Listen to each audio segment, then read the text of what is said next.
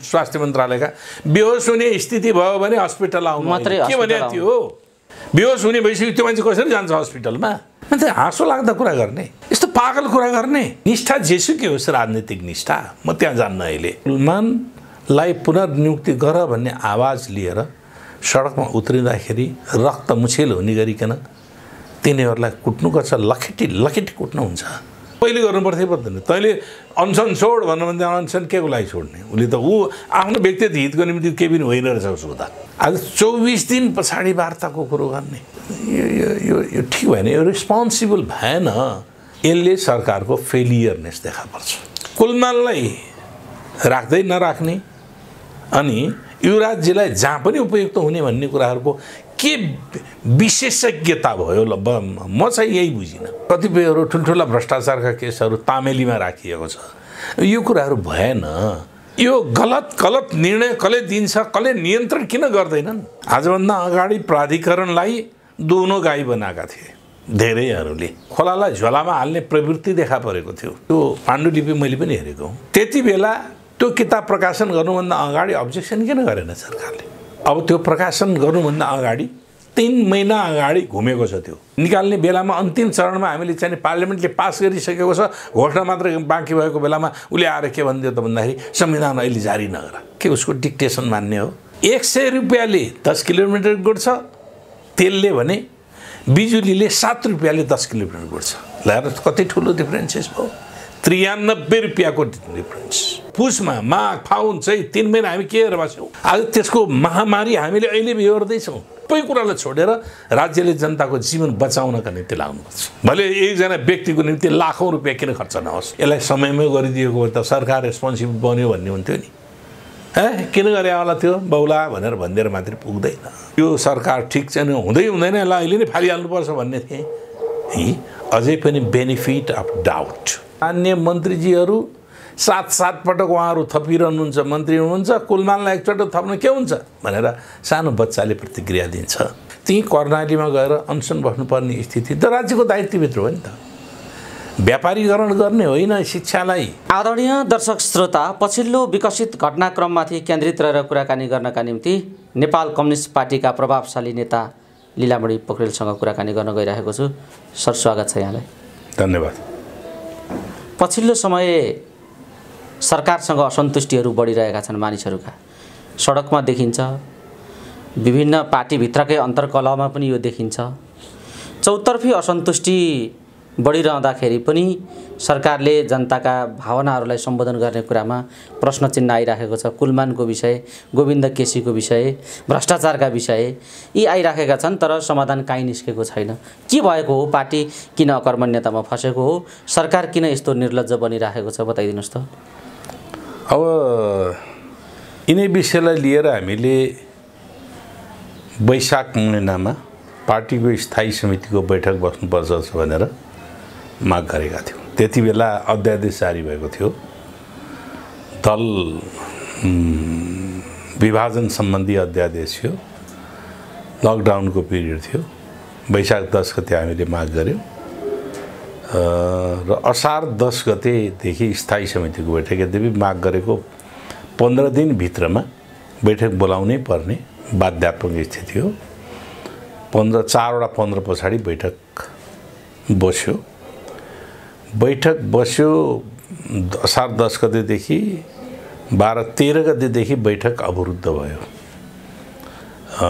त्यति बेला नेकपा एमाले नामको एउटा पार्टी दर्ता गरिएछ र प्रधानमन्त्री हाम्रो अध्यक्ष कमरेडले मलाई मेरै पार्टीका साथीहरू र विदेशी भारतीय कूटनीतिज्ञहरू तिनीहरू सबै सल्लाह गरेर मलाई सरकारबाट हटाउन खोज्दैछन् होटलमा बसे भन्ने प्रकृतिको उहाँले सार्वजनिक अभिव्यक्ति दिएपछि त्यसले एउटा गम्भीर परिस्थिति सिर्जना गरेको थियो लगभग 80 दिन पछाडि फेरि त्यो पार्टीले त्यो बैठकले औपचारिकता प्राप्त गर्यो पूर्ण औपचारिकता र एउटा प्रस्ताव 15 बुँदे पार्टीले एउटा प्रस्ताव पारित गर्यो कि त्यो चरणमा त्यो बीचमा पार्टीमा अलि गम्भीर सङ्कट नै पैदा भएको थियो पार्टी फुट्ने हो कि भन्ने पनि आशंका पैदा भएको थियो र केही राष्ट्रिय अन्तर्राष्ट्रिय रूपमा पार्टी फुटोस् भन्ने चाहने तत्त्वहरूले पनि प्रयत्न गरिरहेका थिए। पार्टी फुटेमा फेरि पनि पार्टीले आफ्नो जिम्मेवारीलाई महसुस गरेर पार्टीलाई एकताबद्ध कायम गर्ने, सरकारका काम, पार्टीका काम, पार्टीका बाँकी कामहरू पुरा गर्ने, सरकारका काम पनि जनताका अपेक्षाहरूलाई सम्बोधन गर्नका निम्ति सरकार संवेदनशील बन्ने, नबनेका ठाउँहरूमा नबन्ने र काम कारबाहीहरूलाई पार्टी र सरकारको बीचको समन्वयात्मक ढङ्गले लैजाने, सरकारले दैनन्दिनी गर्नुपर्ने काममा पार्टीले कुनै पनि प्रकारको हस्तक्षेप नगर्ने, तर नीतिगत प्रश्नहरूमा, संवैधानिक नियुक्ति लगायतका नीतिगत प्रश्नहरूमा चाहिँ नि पार्टी र सरकारको बीचको समन्वय गरेर त्यसलाई काम कारबाही अगाडि बढाउने, पार्टीको मूल कामको जिम्मेवारी प्रचण्डले लिने र सरकारको कामको जिम्मेवारी केपी गौँडले लिने, यसरी कार्यविभाजन सहित र देखा परेका भ्रष्टाचारहरूलाई निवारण गर्नका निम्ति, नियन्त्रण गर्नका निम्ति आवश्यक कारबाही चलाउने, पार्टी सरकारलाई अलि दुरुस्त पार्नका निम्ति पनि पुनर्गठन पनि आवश्यक उसमा गर्ने र प्रदेशमा पनि त्यो प्रकारको गतिविधिहरू गर्ने भन्ने निष्कर्षसहित र कतिपय मुद्दाहरूमा तीलाई हल गर्दै जाने भन्ने निष्कर्षसहित पार्टीले एउटा निर्णय गरेको थियो।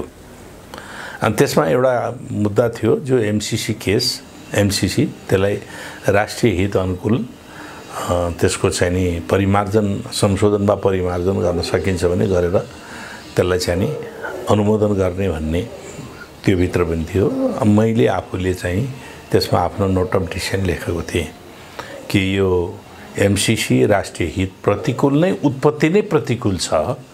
यसले दूरगामी रूपमा नेपालको राष्ट्रिय हित होइन, नेपाललाई अन्तर्राष्ट्रिय विवादको केन्द्र बन्न सक्ने, बनाउन सक्ने, एमसीसीसँग के अरे आइपिएससँगको यसको सम्बन्धको कारणले गर्दाखेरि अहिले भर्खर पनि हामी देख्यौँ, हिजो अस्ति पनि न्युज देखिसक्यौँ कि अमेरिकाको बिआरआईका एगेन्स्टमा 4वटा देशका विदेश मन्त्रीहरूको चाहिँ नि अब संयुक्त अभियान, चीनलाई रोक्नका निम्ति संयुक्त अभियान चलाउने भन्ने कुरा हिजो मात्रै न्युज आइरहेको छ। जे हामीले भनेका थियौँ त्यो कुराहरू साबित भइरहेको छ। त्यसैले अब यो पाटो एकातिर छ भने अर्को पाटो व्यवस्थित गरेर लैजाने भन्ने निष्कर्ष हो। त्यो निष्कर्ष अनुरूप पार्टीले गति लिन सकेको छैन, त्यो निश्चय पनि हो। अब त्यसैले जनताको अपेक्षा र चाहना अनुरूप पार्टीले ठिक ढङ्गले बाटो पक्रिन नसकेको कुरा मैले पनि महसुस गरेको छु। अब गोविन्द केसीले उठाएका मागहरू जेन्युइन मागहरू हुन्, त्यो कम्युनिटी समुदायसँग सम्बन्धित मागहरू छन्। जनताको आधारभूत जनताले स्वास्थ्य शिक्षा जस्तो चिज कर्णाली प्रदेशमा अथवा उपत्यकाभन्दा बाहिर जहाँ दुर्गम क्षेत्रहरू छन् ती ठाउँ उच्चस्तरीय खालको स्वास्थ्य शिक्षा प्राप्त गर्नुपर्छ। शिक्षामा व्यापारीकरणबाट रोक्नुपर्छ, अन्त्य गर्नुपर्छ। यी हाम्रो संवैधानिक अधिकार, मौलिक अधिकार भित्र शिक्षा, स्वास्थ्य, रोजगार जस्ता कुराहरू छन्। त्यो कुराहरू जनतालाई सहज ढङ्गले उपलब्ध गराउनुपर्छ भन्ने डिमान्ड गरेको, माग गरेको। शिक्षा क्षेत्रमा व्यापारीकरण भएको कुराहरूलाई नियन्त्रण गर्नुपर्दछ। निजी होइन, सार्वजनिक चिजलाई बढी प्रशय दिनुपर्छ। हाम्रो संविधानले समाजवाद उन्मुख समाज निर्माण गर्ने भनेको कुरो पनि यो आधारभूत जनतालाई राज्यले चाहिँ नि त्यसका सबै चिजहरूको जिम्मेवारी लिनुपर्छ भन्ने प्रश्न पनि हो। त्यसैले अब त्यो सन्दर्भमा हिजो 24 दिन अनसन बसिसके पछाडि मात्रै नेपाल सरकारले वार्ता कमिटी बनायो। अनसनमा बस्ने बित्तिकै वार्ता कमिटी बनाइदियो त आजसम्म सायद हल भइसक्थ्यो होला। यस्तो किन यस्तो लेथार्जिक बन्ने? हामी त जनताको उत्तरदायी सरकार हो, जनउत्तरदायी सरकार हो, यसरी गर्नु पर्दथ्यो भन्ने हामीलाई पनि लागेका कुराहरू हो। यो आम रूपमा जे प्रश्न हो त्यही प्रश्न तपाईँले पनि राख्नुभयो। जिम्मेवारीका हिसाबले, पार्टीको नेतृत्वका हिसाबले, पार्टीको मातहत सरकार रहने हिसाबले यो यो प्रश्नमाथि प्रश्न राखेर हल होला त? होइन, मैले म त सरकार पार्टीको नीतिगत प्रश्नहरू निर्णय गर्ने ठाउँमा म छु, तर सरकार सञ्चालन गर्ने ठाउँमा म छैन। सरकार सञ्चालन गर्ने ठाउँमा सरकारका अधिकारीहरू, पार्टीका जिम्मेवारी मान्छेहरू हुनुहुन्छ, उहाँहरू बढी उत्तरदायी हुनुपर्ने। मैले पनि प्रश्न गरेको छु, किन भ्रष्टाचार नियन्त्रण भएन त? किन भ्रष्टाचारीहरूलाई आवश्यक कारबाही गरिएन त? कतिपयहरू ठुल्ठुला भ्रष्टाचारका केसहरू तामेलीमा राखिएको छ। यो कुराहरू भएन। यस्तो गर्नाले हाम्रो लोकप्रियता, पार्टीको लोकप्रियता जनतामा घट्दै जान्छ। भनेपछि सरकारको प्रतिनिधित्व गरिरहेका, सरकारमा गएका पात्रहरू पार्टीको नीति, विधि र पद्धतिभन्दा बाहिर गए भन्ने निष्कर्ष हो? म बाहिर गए भन्ने भन्दा पनि त्यो पार्टीले मूल लिडरसिपमा त्यही के कन्ट्राडिक्सनहरू देखा पर्यो।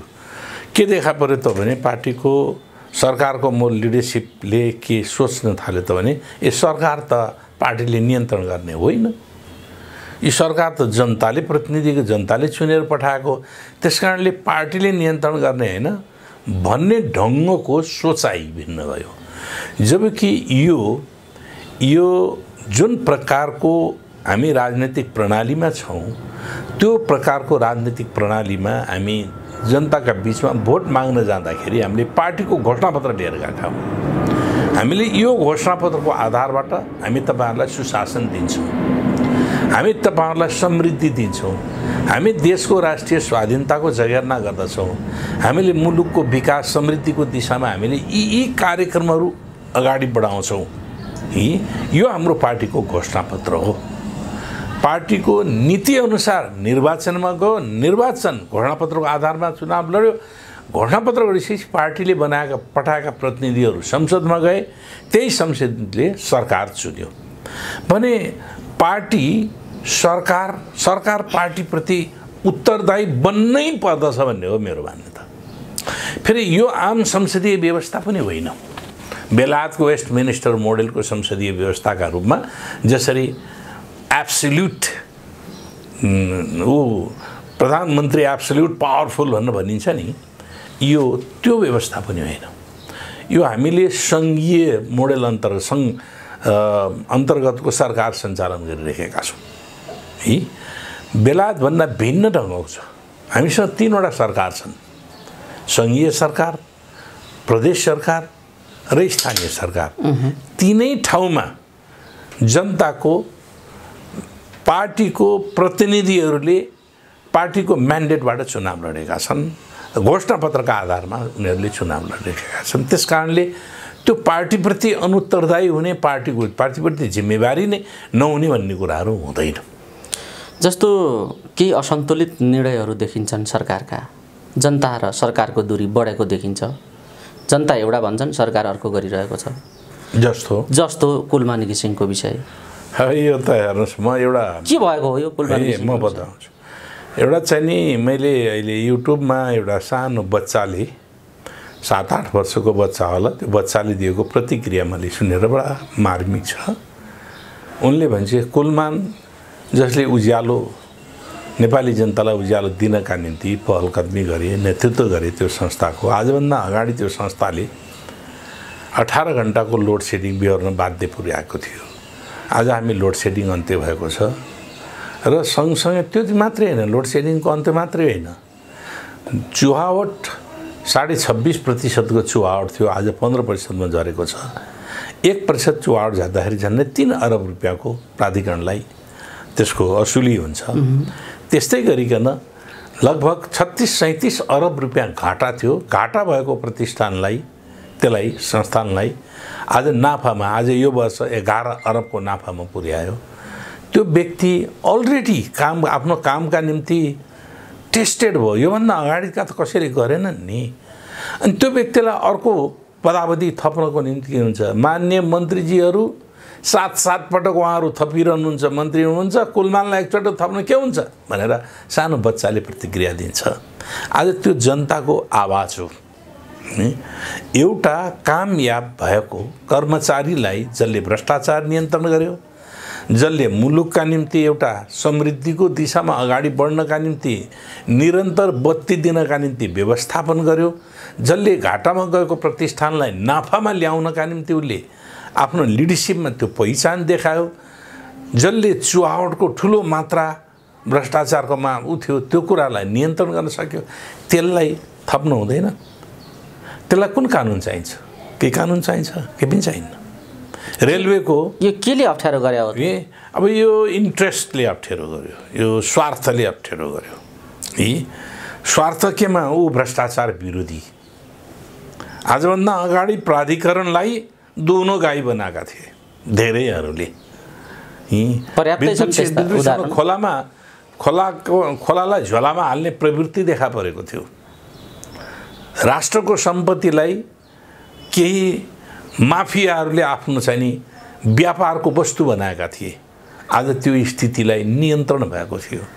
मुलुक एउटा नयाँ दिशामा अगाडि बढिरहेको थियो। मुलुकको त्यो व्यवस्थापनले अरू मुलुकहरूलाई पनि त्यसले एउटा प्रेरणा दिएको थियो। कसरी सम्भव भयो भन्ने जस्ता क्वेसन अरू मुलुकहरूले पनि गर्न थालेका थिए। यो स्थितिमा त्यो व्यक्ति ल जनताले त्यसो गरेपछि त स्वाभाविक रूपले जनताले उसलाई प्रशंसा गर्ने भयो नि त। जनताले उसलाई प्रशंसा गर्यो, मलाई प्रशंसा गरेन भनेर कसैले ईर्ष्या गरेर हुन्छ? राम्रो काम गरेपछि जुनसुकै व्यक्तिलाई पनि नेपाली जनता यस्ता जनता छन् जसले हिजो गरेको अपराधलाई बिर्सिदिन्छ, आज राम्रो काम गरे पनि उसलाई प्रशंसा गर्छ, हाई गरेको छ। हिजो कसैले अपराधै गरेको थियो भने त्यो कुरा बिर्सिदिन्छ। लीलामणिजी, सरकारप्रति असन्तुष्ट भएर सडकमा नागरिक तहमा जे देखिएका छन् यी सबै जायज हुन्? अब कति जायज होलान्, कति नाजायज होलान्। अब दुईटा कुराहरूलाई हामीले हेर्नुपर्छ। हामी अब अहिले जस्तो पेन्डेमिकको चाहिँ नि कोरोना भाइरसको महामारी फैलिएको छ, यो सडक र हामी यो हाम्रो जीवन पद्धतिमा पालन गर्नुपर्ने, यसका महामारीका प्रकोपलाई नियन्त्रण गर्न निम्ति गर्नुपर्ने कुराहरू फैलिनका निम्ति पनि यसले मद्दत गरेको छ केही हदसम्म। कि हामी त्यसको सङ्क्रमण हुनका निम्ति खुल्ला जुन परिस्थिति बनेको छ, मान्छेले पालन गर्नुपर्ने नर्म्सहरू पनि नपालन नगर्दाखेरि यसले त जीवनको निम्ति अत्यन्तै खतरा पनि पैदा गरेको छ। अर्को, जनताले आफ्ना आकाङ्क्षाहरू पुरा नभएको स्थितिमा प्रतिवाद त गर्छ त। म एउटा उदाहरण त भने यही बिचमा पार्टीभित्र देखा परेको अन्तर्विरोधको अभिव्यक्ति स्वरूप केही व्यक्तिहरू सडकमा समर्थनमा जुलुस निक्लिँदाखेरि राज्यले सरकारले हस्तक्षेप गरेन। उनीहरू मस्तसँग जुलुस निकाले, नारा लगाए, जिन्दाबाद भने, मुर्दाबाद भने। तर कुलमानलाई पुनर्नियुक्ति गर भन्ने आवाज लिएर सडकमा उत्रिँदाखेरि रक्तमुछेल हुने गरिकन तिनीहरूलाई कुट्नुपर्छ, लखेटी कुट्नु हुन्छ। जसले जिनान आवाज उठाएको थियो कि एउटा राम्रो मान्छे, एउटा कामयाबी मान्छे, सक्षम मान्छे, त्यसलाई पुनर्नियुक्ति गर। त्यसले मुलुकलाई समृद्धिको दिशामा लैजानका निम्ति ठुलो मद्दत गर्यो। विद्युत आजको लाइफलाइन बनेको छ। त्यस कारणले यो कुराहरूलाई ख्याल गरेर फेरि पुनर्नियुक्ति गर भन्ने आवाज मात्रै उठाएका हुन्। अनि तिनीहरूले चाहिँ नि के उतोड्यो भनेर चाहिँ नि रक्तमुछेल गरिकन चाहिँ नि लखेटी कुटेर रक्ताम पार्नुहुन्छ र? अब यो चिज बेठिक भयो। लीलामणिजी, यो सामाजिक जनताको आवाजलाई लिएर दुर्गम क्षेत्रमा गएर होला, उसका विधि पद्धति बेग्लै होलान् है, उसको कार्यशैली, उसका सोच, उसको चिन्तन, उसको राजनीतिक समझदारी फरक होला। तर उसले उठाएको डिमान्ड ठिक कि बेठिक? कर्णाली क्षेत्रमा एउटा स्वास्थ्य विज्ञान प्रतिष्ठानमा त्यहाँ MBBS को पढाइ सुरु हुनुपर्छ। सबै आज पनि मैले प्रतिक्रिया सुनेको छु। इन्फ्रास्ट्रक्चर सबै पुरा भएको छ। हाम्रो सरकारले चाहिँ नि यो पठन पाठनको निम्ति आदेश दियो भने हामी सुरु गर्छौँ। अनि त्यसको निम्ति पनि पटक त्यही कर्णालीमा गएर अनसन बस्नुपर्ने स्थिति त राज्यको दायित्वभित्र हो नि त। व्यापारीकरण गर्ने होइन शिक्षालाई। हाम्रो संविधानले पनि भन्दैन व्यापारीकरण गर भनेर, हाम्रो नीतिले पनि भन्दैन व्यापारीकरण गर भनेर। शिक्षालाई व्यापारीकरण गर्ने राज्यको दायित्वभित्र रहेको, त्यो पनि अरूभन्दा पनि राज्यको दायित्वैभित्र रहेको स्वास्थ्य शिक्षालाई राज्यले आफ्नो जिम्मामा लिएर जनतालाई शिक्षा, त्यस दुर्गम क्षेत्रका जनतालाई सेवा गर्नका निम्ति शिक्षा प्रदान गर्ने व्यवस्था गर्नुपर्दछ भन्ने कुरो हो। म अरू कुरो उनका बारेमा म समर्थन पनि गर्दिनँ होला। त्यही आवाज उठाएको सन्दर्भमा अनि आज 24 दिन पछाडि वार्ताको कुरो गर्ने, कमिटी बनाउने, त्योभन्दा अगाडि वार्ता कमिटी बनाइदिएर ल यसबारेमा, त्यो पनि आज 1900 पटकको भइरहेको छ। त्यो पनि यो ठिक भएन, यो रेस्पोन्सिबल भएन। अब कतिपय मुलुकहरूमा के हुन्छ, एकजना मान्छे आफ्नो प्रोटेस्ट लिएर सडकमा उभियो भने सरकार रेस्पोन्सिबल हुन्छ। तेरो किन चित्त बुझेन, ल तेरो चित्त बुझाउनु पर्ने कुराहरू के हो, उसँग संवाद गर्छ, उसलाई बोलाउँछ, उसँग कुरा गर्छ, अनि उसको जेनाइन छैन भने उसलाई सम्बोधन गरिदिन्छ, जेनाइन छैन भने तेरो जेनाइन छैन भनेर रेस्पोन्सिबल हुन्छ।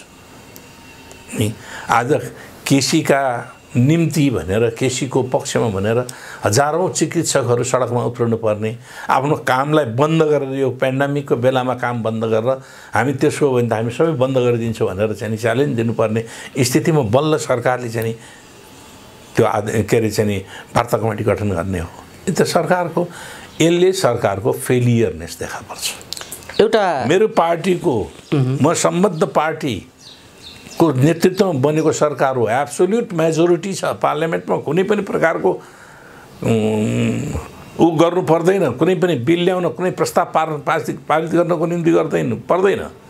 तर त्यो के हुन्छ भने जिनाइन हुन्छ, जस्तो हामी आफैले पनि विरोध गर्नुपर्ने स्थिति हो। अध्यादेशको आवश्यक थिएन, हामी आफैले विरोध गर्यौँ, पार्टीभित्रबाट विरोध गर्नु पर्यो। एमसिसीको त्यस्तै, एमसिसीको विरोध। अब नि तपाईँले जुन धारणा राख्दै हुनुहुन्छ, जुन अभिव्यक्ति दिँदै हुनुहुन्छ, एउटा जिम्मेवार नेता, पार्टीको एउटा शक्तिशाली प्रभावशाली नेताले यो अभिव्यक्ति राख्दै गर्दा के देखिन्छ भने सरकारका काम कारबाहीसँग पूर्णतः तपाईँ असहमत हुनुहुन्छ? म पूर्णतः भन्दैन, यस कारणले मैले भन्न खोजेँ सरकारले केही पनि गरेन भन्ने कुराहरूको जुन प्रचार हुन्छ त्यो पनि अतिरञ्जना छ। यो राम्रो के गर्यो सरकारले बताइदिनुहोस् त। नीतिगत रूपमा दीर्घकालीन रूपमा विकासका सम्बन्धमा, विकास निर्माणको निम्ति दीर्घकालीन योजना बनाउने सन्दर्भमा हैन नगरेको कुराहरू होइन, गरेको छ।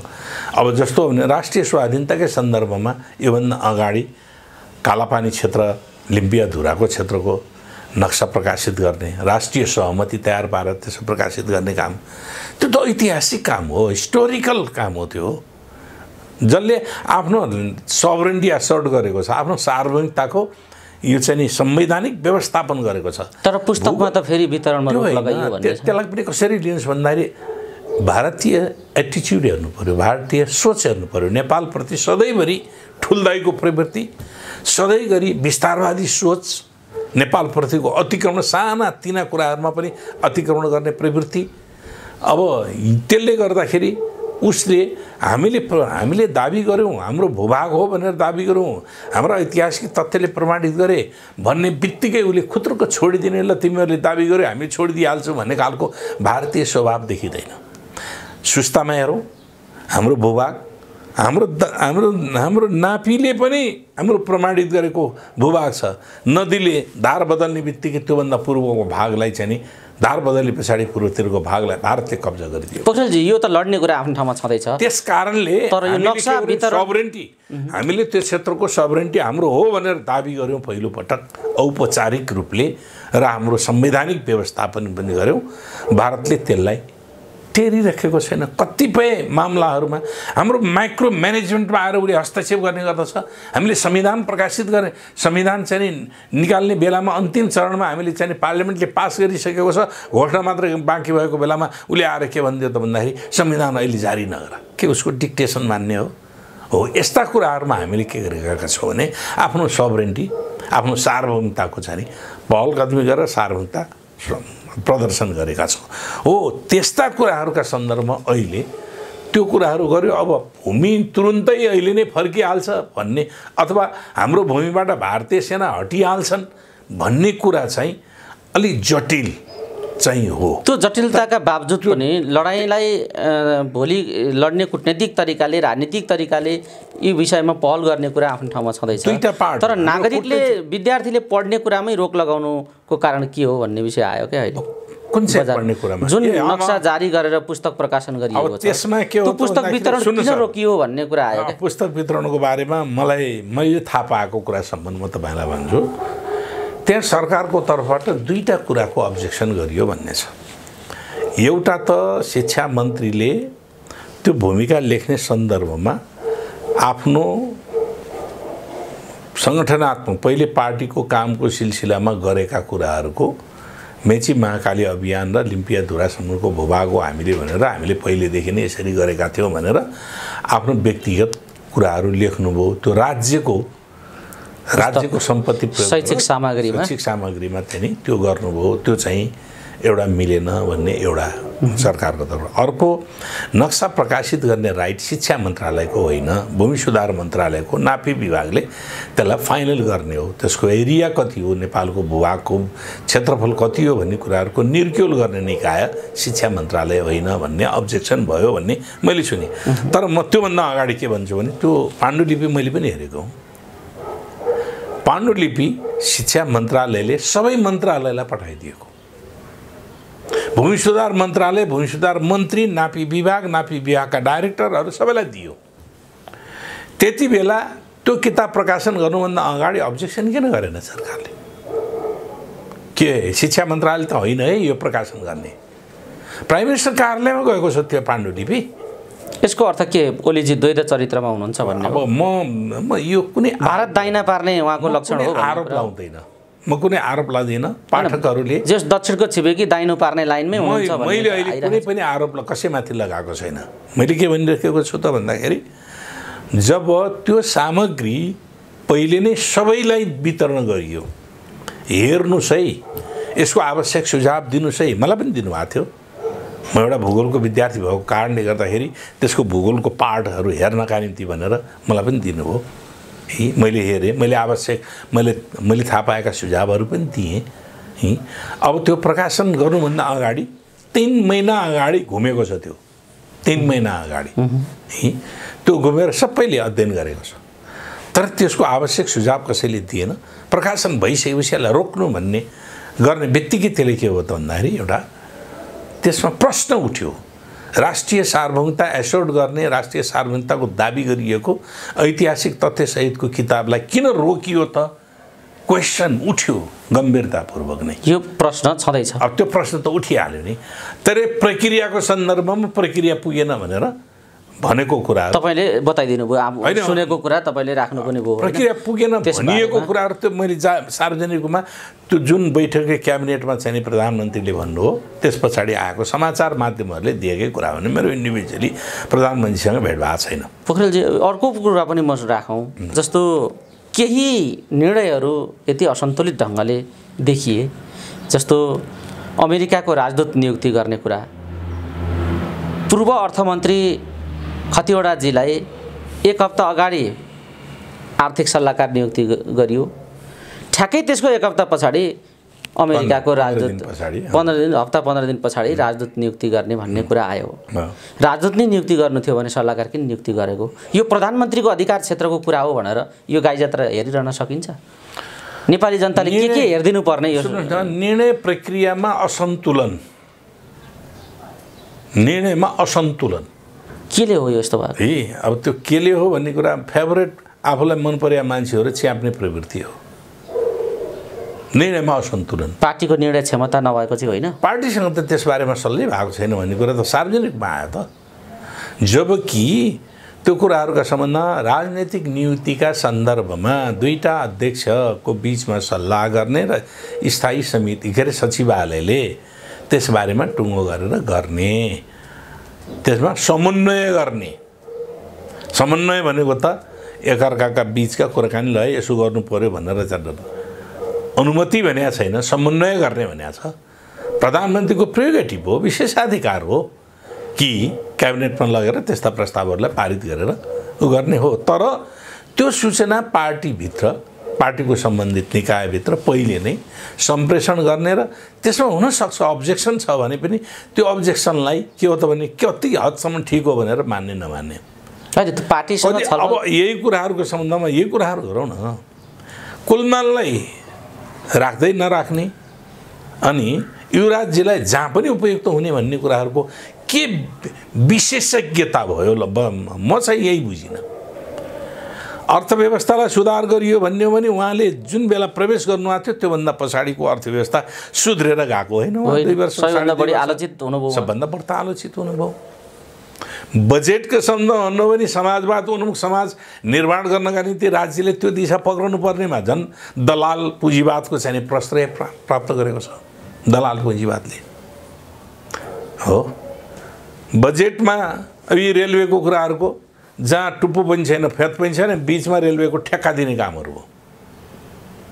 रेलवे निर्माणको निम्ति ठेक्का पट्टा गर्ने यो पनि अर्को असन्तुलित काम हो नि। त्यो त असन्तुलित मात्रै भएन, यो त पोलिसी करप्सन, नीतिगत भ्रष्टाचार यस्तैलाई भन्छन्। अर्को उहाँले अब हाम्रो नीति कार्यक्रम एउटा छ, बजेट ल्याउँदाखेरि अर्को निर्णय अर्को ल्याइदिनु हो। तपाईँलाई थाहा छ विद्युत उपभोग बढाउने भनेर विद्युत प्राधिकरणले दिएको नारालाई सम्बोधन गर्दै हामी विद्युत उपभोग बढाउँछौँ। अब त्यसका निम्ति के गर्ने, विद्युतीय वाहनहरूको आयात गर्ने, हामीले विद्युतीय वाहन उत्पादन पहल गर्ने। त्यसले के हुने हो, इन्डक्सनहरू होइन प्रयोग गर्ने। त्यसले गर्दाखेरि हाम्रो ऊर्जा हाम्रै भित्र खपत हुन्छ। जति बढी ऊर्जा खपत गर्यो त्यति बढी आर्थिक पर क्यापिटा इन्कम बढ्छ, आर्थिक समृद्धिको दिशामा जान्छ। बजेट ल्याइदिँदाखेरि इन्डक्सनमाथि भन्सार बढाइदिनु भयो। इन्डक्सन भाँडाकुँडादेखि लिएर सबै कुराहरूमाथि भन्सार बढ्यो। विद्युतीय गाडीमाथि झन्डै 80-85% भन्सार बढ्यो। तपाईँलाई एउटा तथ्याङ्क थाहा छ होला, एक युनिट बिजुलीले 10 किलोमिटर गाडी गुड्छ। 1 युनिट बिजुलीलाई कति पर्छ? 7 रुपियाँ। 1 युनिट बिजुलीले 10 किलोमिटर गाडी गुड्छ। 1 युनिट बिजुलीको निम्ति 7 रुपियाँ पर्छ। त्यही गाडी तेलले चलाउने हो भने 1 लिटर खर्च हुन्छ। 1 लिटर खर्च गर्नका निम्ति 1 लिटर किन्नका निम्ति 100 रुपियाँ लाग्छ। 100 रुपियाँले 10 किलोमिटर गुड्छ तेलले भने, बिजुलीले 7 रुपियाँले 10 किलोमिटर गुड्छ। ल कति ठुलो डिफ्रेन्सेस भयो, 93 रुपियाँको डिफ्रेन्स। 93 रुपियाँको डिफ्रेन्स। अब यसले के गर्यो, हामीले तेल आयात कति गर्छौँ वर्षमा? झन्डै 2.25 खरब बराबरको आयात गर्छौँ। यसमा हामीले 10% मात्रै घटाउन सक्यौँ भने के हुन्छ? 10% मात्रै पहिलो वर्षमा घटाउन सक्यौँ। इन्डक्सन अहिले विद्युतीय गाडी 3टा मात्रै आयात भएको छन् भनेर भन्छ है तथ्याङ्क, मलाई थाहा छैन। 3टा मात्रै, 3वटा। जबकि हिजोको दरभाउमा गरिदिएको भए आज चाहिँ नि तेलका गाडीभन्दा आयात गर्नुभन्दा बिजुलीका गाडीहरू आयात हुन्थे, बिजुलीबाट चल्ने। ती बिजुलीका 3टा पनि नचल्ने स्थिति भयो, नचल्ने करको हिसाबले। अब त्यो त कर वृद्धि गरिदिएको कारणले। अब भन्नुहोस्, अब विद्युत गाडी आउन पाएनन्। गाडी त आए, को आए? तेलका गाडी आए। अनि तेल गाडीका व्यापारीहरूले के गरेन, स्वाभाविक रूपले कमिसन दिने भयो कि भएनन्? कमिसन दिने। अनि अर्को तेल आयात गर्ने भयो, तेलमा पनि कमिसन हुने भयो कि भएन? तेलमा पनि commission. This is legal corruption. यो वैधानिक तरिकाले गरिएको करप्सन भनिन्छ यसलाई। पोलिसी करप्सन भन्नु भन्छ। यस्तो खालको संस्थागत करप्सन हो। त्यस कारणले त्यसले गर्दाखेरि देशको अर्थतन्त्रमा परिवर्तन भयो कि भएन त? वृद्धि भयो कि भएन त? 2.5 वर्ष उहाँले कार्यकाल सञ्चालन गर्दाखेरि भयो कि भएन भन्दाखेरि देशको आर्थिक रूपान्तरणमा एक पेन्डेमिकलाई चाहिँ आरोप दिएर हुन्छ र? त्योभन्दा अगाडि त चैतबाट नि हाम्रो पेन्डेमिकको चाहिँ असर परेको, त्योभन्दा अगाडि त थिएन, पेन्डेमिकको असर थिएन। अरू ठाउँमा डिसेम्बरमा चाहिँ सुरु भएको थियो चीनमा, हामी सतर्क हुनुपर्ने थियो थिएन? त्योभन्दा हामी चीन त जोडिएको भूभाग हो नि त है। डिसेम्बरमा तपाईँको पुसमा माघ फाउन चाहिँ 3 महिना हामी के हेरेर बस्यौँ। आज त्यसको महामारी हामीले अहिले बिहोर्दैछौँ र सरकारले के भन्दैछ वक्तव्य स्वास्थ्य मन्त्रालयका बेहोस हुने स्थिति भयो भने हस्पिटल आउनु मात्रै के भने थियो हो बेहोस हुने भइसक्यो त्यो मान्छे कसरी जान्छ हस्पिटलमा बेहोस भइसकेपछि मान्छे कसरी जान्छ हस्पिटलमा एक्लै होला अन्त हाँसो लाग्दा कुरा गर्ने सास फेर्न गाह्रो भयो भने त ल सास फेर्न गाह्रो भएको छ भन्नु त ट्याक्सीबाट जाउँला केबाट गर्ला बेहोस भइसकेपछि कसरी जान्छ हस्पिटल यस्तो पागल कुरा गर्ने है अब के हो त भने हस्पिटलले थाम्न सकेन राज्यले व्यवस्था गर्नु पर्यो नि राज्यले जनताले कर तिरेका छन् यस्ता पेन्डेमिकका बेलामा राज्य के हुन्छ भने राज्य नै उत्तरदायी सबै कुरालाई छोडेर राज्यले जनताको जीवन बचाउनका निम्ति लाग्नुपर्छ भले एकजना व्यक्तिको निम्ति लाखौँ रुपियाँ किन खर्च नहोस् ऊ देशको नागरिक भएको कारणले उसलाई बचाउनु जिम्मेवारी राज्यको यो गलत निर्णय कसले दिन्छ कसले नियन्त्रण किन गर्दैनन् पोखरेलजी यो कुरा राख्दै गर्दाखेरि नि समग्रमा के प्रश्न आउँछ भने यस्तो अस्वाभाविक निर्णय गर्ने सैद्धान्तिक रूपमा राजनीतिक रूपमा व्यवहारिक रूपमा नै समग्र रूपमा असन्तुलन देखिएको यो सरकारलाई राखिरहनु पर्ने तपाईहरुको बाध्यता चाहिँ के हो त मैले सरकार हामीले त्यही भने हामीले त निर्णय गरेका छौं मन्त्रीमण्डल पुनर्गठन भन्ने कुरा सुन्छौं हामी यो कहिले हुन्छ मैले त्यो पनि भनिसके नि तपाईलाई हैन मन्त्रीमण्डलमा पनि आवश्यक हेरफेर गर्ने सक्षम असक्षम क्वालिटी छुट्याउने अनि सरकारले पहिले त नि स्कोरिङ गर्ने गरेको थियो नि त पोखरेलजी म सोधौं तपाईलाई प्रधानमन्त्री ठीक मन्त्री बेठिक हुन्छ म कुनै पनि व्यक्तिलाई व्यक्ति किटेर को व्यक्ति हैन मन्त्री प्रधानमन्त्री राखेर मन्त्रालयमा मैले त्यही भन्दै छु त यो त यसको रेस्पोन्सिबिलिटी कसले लिने हो कसले लिने त मन्त्रालय यसको टोटलको रेस्पोन्सिबिलिटी लिने कुरा चाहिँ प्रधानमन्त्री नै हुन्छ घर बिग्रियो भने घरको मूल मान्छे जिम्मेवार हुन्छ एउटा कार्यालय बिग्रियो भने मैले जस्तो भने प्राधिकरणको कुरो हिजो कार्यालयको हाकिम ठीक भएन त्यसकारणले प्राधिकरण ठीक भएन आज कार्यालयको हाकिम ठीक भएको थियो प्राधिकरण ठीक भयो जनताले पनि त्यही चाहियो भने जनताले पनि त्यही चाहियो भन्छन् ठीक हो ठीक गरे काम गर्ने मान्छे ल्या भन्छन् मन्त्रीले भोलि ठीक गर्यो भने त मन्त्रीलाई प्रशंसा गर्छन् नि त यो विकल्प नखोजेको होइन नि त तपाईहरुले अभ्यास त गरेकै हो राष्ट्रिय अन्तर्राष्ट्रिय रूपमा पनि ओलीजीले सम्बन्ध बिगार्नुभयो भन्ने चर्चा बाहिर सुनिन्छ कूटनीतिक क्षेत्रका मान्छेहरू चिन्ता व्यक्त गरिराखेका छन् निजी क्षेत्रका हातमा कूटनीति गयो भन्ने कतिपयले तीखो टिप्पणी पनि गरेका छन् अर्कातर्फ कसै छिमेकीसँग सम्बन्ध राम्रो छैन पार्टीभित्र अल्पमतको स्थिति छ पार्टीका शीर्ष नेताहरूले विकल्प खोजेको स्थिति छ भन्ने चर्चा छ तर सबैले विकल्प खोज्दाखेरि पनि ओलीजीले हल्लाउन नसकेको चाहिँ के हो सबै चर्चाको उत्तर मैले दिने होइन है मैले भने मैले कतिपय कुराहरू संकेतमा गरिरहेको हुन्छु म इन्डिभिजुअली कसैको विरुद्धमा मैले आफ्नो ठाउँ बाहेक मैले सार्वजनिकमा कसैको बारेमा टिप्पणी गर्दिन अनि तपाईँ प्रष्ट वक्ता हुनुहुन्छ राख्नु पनि भएको छ कुरा हैन आइराखेका छन् तर यो विषय समग्र परिवर्तन मैले जति कुरा गरे विथ प्रुफ मैले नीतिगत कुरा गरिरहेको छु मसँग प्रुफ सहित नीतिगत कुरा गरे जस्तो मैले के अरे इकोनोमीको कुरा गरे देशको अर्थव्यवस्थाको कुरा गरे है बजेटको कुरा गरे पेन्डेमिकको कुरा गरे सरकारका कार्यशैलीको कुरा पनि आए कार्यशैलीकै कुरा गरे है कार्यशैली के हो नि एउटा गाउँले उखान हेर्नुपर्छ क्या है एकजना महिलालाई छोराछोरीहरूले आमा तपाईँलाई त बोक्सी भन्छन् भन्नु जस्तो देख्छन् उस्तै भन्छन् भनेन रे क्या आमा चाहिँले मलाई जस्तो देख्छन् उस्तै भन्छन् बाउलाई भने आमा त बाउ तपाईँलाई त बोक्सो भनेर भन्छन् खोइ त मलाई त्यस्तै देख्यो होला नि त्यस्तै भन्छन् यहाँ मैले एउटा कुरा मैले के भनेको थिएँ भन्दाखेरि यो इम्पेरर्स न्यू क्लोथ बादशाहका नयाँ कपडा लगाउने बादशाहलाई नयाँ चाहना भयो है अब जुलाहरूले के गर्छन् भने त्यो नयाँ चाहनालाई पुरा गरिदिनका निम्ति जुलाहरूले कपडा बनाउने बहाना गर्दछन् यो बादशाह र चाहिँ नि जुलाहरूको कथा जस्तो स्थिति पनि मुलुकमा बादशाह मूर्ख नभए जुलाहरूले उसलाई मूर्ख बनाउँदैन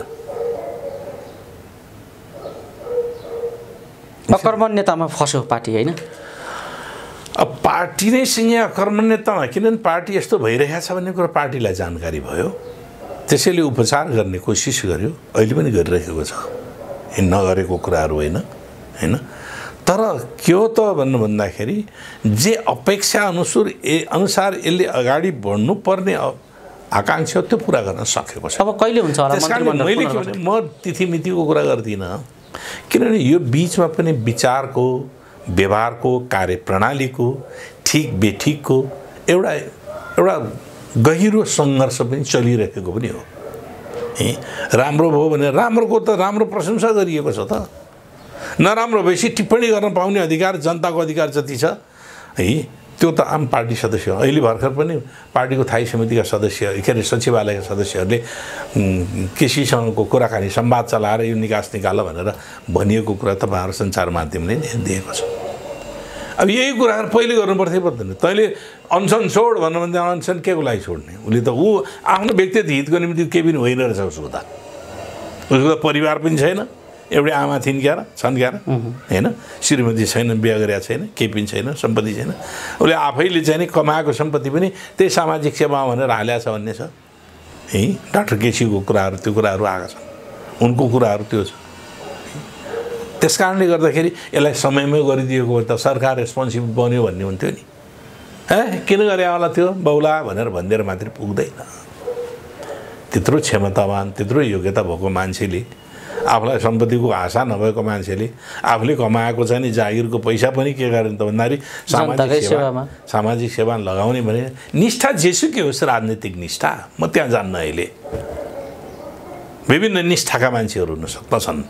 हामीले तुलना गर्नुपर्छ। यी वामपन्थी निष्ठा भएको र गैर वामपन्थी निष्ठा भएकोमा आचरणमा शुद्धता गैर वामपन्थीको छ भने त्यसलाई एप्रिसिएट गर्नुपर्छ। वामपन्थी विचार छ, निष्ठा चाहिँ नि उसको चाहिँ नि आचरणमा चाहिँ नि गैर वामपन्थी चरित्र छ भने त्यसलाई प्रशंसा गर्नुपर्छ, च्याप्नुपर्छ भन्ने मान्यता राख्दिनँ म। हामी कुराकानीको अन्तिम चरणमा छौँ। यी समग्र विषयले प्रश्नमाथि प्रश्नै जन्मिने स्थिति देखिन्छ। जसले नेकपाको चुनावी घोषणापत्र सिरानेमा हालेर बसेका छन् ती मानिसहरूलाई जाँदा जाँदै अन्तिममा के भन्न चाहनुहुन्छ?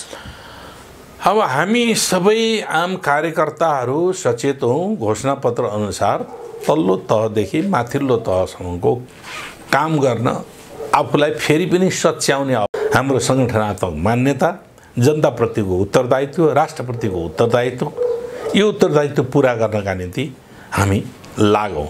मुलुकमा जनताले सबभन्दा पहिलो प्रश्न उठाउने गर्दछ। पहिलो प्रश्न सुशासन चाहियो। दोस्रो प्रश्न उठाउँछ सुशासन सम्बन्धित प्रश्न हो करप्सन, भ्रष्टाचार नियन्त्रण हुनु पर्यो। तेस्रो प्रश्न उठाउने गर्छ जनतालाई राहत चाहियो। प्रारम्भिक रूपमा उसले बाँच्नु पर्यो। शिक्षा, स्वास्थ्य, रोजगारी, मौलिक अधिकार भनेर हाम्रो संविधानले व्यवस्था गरेको हुनाले त्यो त कानुनी हैसियतबाट पनि उसले प्राप्त गर्ने अधिकार छ। अहिले त हिजो संविधानमा निर्देशक सिद्धान्तमा थियो शिक्षा, स्वास्थ्य र चाहिँ नि रोजगारी भन्ने निर्देशक सिद्धान्तमा थियो। आज मौलिक अधिकारको कोर्टमा गएर मलाई यस विषयमा मेरो मौलिक अधिकार हनन भयो भने कोर्टले के गर्नुपर्छ? संविधान अनुसार उसको मौलिक अधिकार बहाल गरिदिनु पर्दछ। त्यसको विरुद्धमा त्यो मौलिक अधिकार कसले हनन गर्यो त्यसको विरुद्धमा दण्डित गर्ने अधिकार छ, अवस्था छ। यो कुराहरूमा हामी सचेत हौँ। हामी जनताभन्दा एक कदम अगाडि गएर जनताको स्वतन्त्रता र मुक्तिको निम्ति कबोल खाएका हौँ। हाम्रो पार्टीको नीति विचार उद्देश्य त्यो हो। एकातिर भने आम जनतासँग हाम्रो एउटा अनन्य सम्बन्ध हो। सिङ्गो जनताको प्रतिनिधित्व गर्ने हाम्रो जिम्मेवारी हो। त्यो जिम्मेवारी निर्वाह गरौँ। सरकारमा भएका, सरकारमा नभएका, संसदमा भएका, संसदमा नभएका आम जनता र आम कार्यकर्ताहरूले यो कुरालाई चाहिँ अनुभूति गर्नुपर्छ। कसैप्रति रिस, राग, द्वेष, अनुरागको प्रश्न होइन। यो अनुराग पनि होइन, रिस पनि होइन, द्वेष पनि होइन, तर हाम्रो जिम्मेवारी निर्वाह गर्ने कुराहरू हो। यही कुराहरू गर्न मैले सम्पूर्ण कार्यकर्ता साथीहरूलाई अनि पार्टीका नेताहरूलाई पनि यही कुराहरू जसरी आज सरकारमा जिम्मेवारी पुरा भएको छैन यसलाई करेक्सन गर्छ पार्टीले यो व्यतिथिलाई अहिले अब गर्नुपर्छ र गर्छ भन्ने मैले विश्वास लिनुपर्छ। गर्दैन भन्ने भयो भने म त्यसको विरुद्धमा यो सरकार ठिक चाहिँ हुँदैन यसलाई अहिले नै फालिहाल्नुपर्छ भन्ने थिएँ। अझै पनि बेनिफिट अफ डाउट, शङ्काको अधिकार उसलाई दिने, उसलाई ठिक काम गर्नका निम्ति प्रेरित गर्ने, ठिक काम गर्नका निम्ति सजेस्ट गर्ने, त्यो कुराहरू गर्नुपर्दछ। जनताको बिचमा लोकप्रिय हुने काम गर, जनताको बिचमा अलोकप्रिय हुने काम नगर। धन्यवाद, यहाँले अमूल्य समय दिनुभयो। यो समय र संवादका लागि यहाँलाई धेरै धेरै धन्यवाद। धन्यवाद।